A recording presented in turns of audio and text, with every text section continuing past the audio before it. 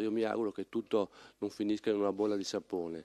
Un anno fa siamo andati a votare per l'autonomia del Veneto, adesso il 22 ottobre prossimo c'è appunto la scadenza di un anno e non penso che ci siano dei risultati concreti in cui la Lega e il governo possano portare. Il percorso dell'autonomia veneta rischia di arenarsi a causa delle divisioni tra Lega e 5 Stelle, secondo il deputato PD Nicola Pellicani. Il governo di centrosinistra aveva chiuso un primo tavolo con le regioni per assegnare poteri agli enti locali, in particolare alle regioni, e questo su temi possibili. C'erano già fatto un primo tavolo sulla sanità, su altre questioni.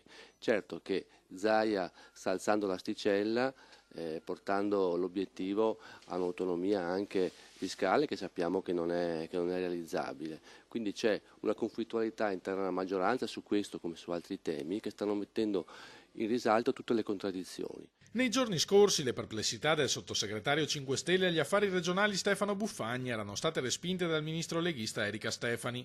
La bozza di un accordo tra Stato e Regione su tutte le 23 materie chieste dal Veneto sarebbe già pronta.